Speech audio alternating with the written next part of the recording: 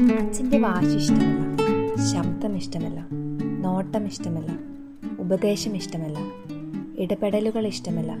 അങ്ങനെ ഒരുപാട് ഇഷ്ടമില്ലായ്മകളാണ്. വിവാഹം കഴിഞ്ഞതു മുതൽ സ്വന്തം കുടുംബത്തിൻ്റെ ഭാരം ഏറ്റെടുത്തതാണ് അയാൾ. പുതുജീവിതത്തോടെ സ്വന്തമായി ഉണ്ടായിരുന്ന ഒരുപാട് ഇഷ്ടങ്ങൾക്ക് ഗുഡ് ബൈ പറഞ്ഞവനാണ് അച്ഛൻ. ബന്ധങ്ങൾക്കിടയിലെ പടല പിണക്കങ്ങൾക്കിടയിലും ഒളിയമ്പുകൾക്കിടയിലും വീർപ്പടക്കി കഴിഞ്ഞയാളാണ് അച്ഛൻ.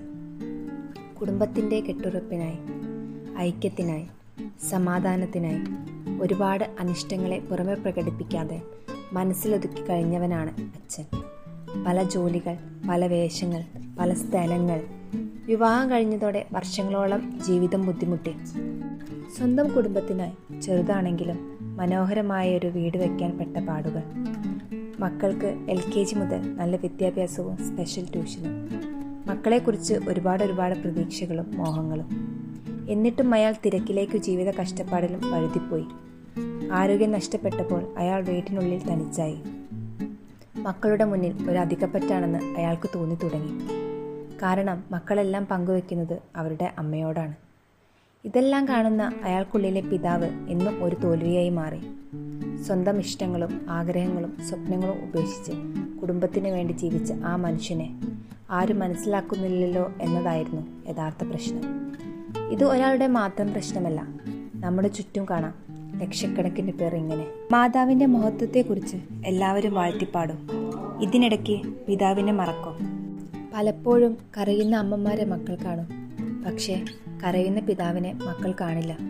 10 മാസം നൊന്തുപെറ്റ അമ്മയുടെ കഥ എത്ര വട്ടം മക്കൾ കേട്ടു കാണും. ഭാര്യയുടെ ഗർഭകാലത്ത് പിറക്കുന്ന കുഞ്ഞിൻ്റെ ആരോഗ്യത്തിനായി പഴവർഗ്ഗങ്ങൾ, പോഷകാഹാരങ്ങൾ, ചെക്കപ്പുകൾ എന്നിവയ്ക്കായി നെട്ടോട്ടുമോടി അച്ഛനെ മക്കൾ ഓർക്കാറില്ല. പ്രസവാശുപത്രിയിൽ കൊടുമഴയത്ത്, ആശുപത്രി പരിസരത്ത് കൊതുകടിയേറ്റ് കുത്തിയിരുന്ന അച്ഛൻ്റെ സഹനം ത്യാഗമായി മക്കൾ ആരും കരുതാറില്ല. രാത്രിയെ പകലാക്കി മാറ്റി പണിയെടുത്ത കഥ ഒരിക്കൽ പോലും അറിയിക്കാത്ത അച്ഛൻ.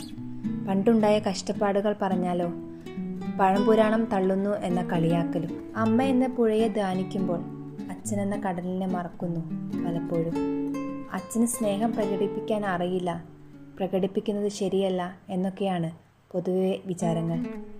മക്കളെ ഉപദേശിക്കാൻ ഒരുമ്പെട്ടാൽ നിങ്ങളുടെ കാലമല്ല ഇതെന്ന് ഉപദേശിക്കുന്ന അമ്മമാരുടെ മുന്നിൽ അന്തം വിട്ടിരിക്കുന്ന അച്ഛൻ. അതൊക്കെ തന്നെയാണ് ചില അച്ഛന്മാർ വീട്ടിൽ പോലും അന്യരാകുന്നത്.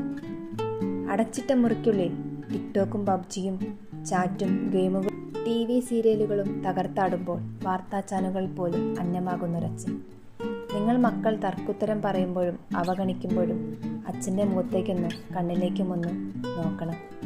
കടലോളം ദുഃഖം ഒളിപ്പിച്ചു വെച്ച് അഭിമാനത്തോടെ തലയുയർത്തി നടക്കുന്ന ഓരോ പിതാവിൻ്റെയും മഹത്വവും സഹനവും വേദനയും നൊമ്പരവും അറിയണമെങ്കിൽ ഓരോ പുത്രന്മാരും അവരൊരു അച്ഛനാകുമ്പോൾ മാത്രം. അപ്പോഴേക്കും കാലങ്ങൾ ഒരുപാട് കഴിഞ്ഞിരിക്കും.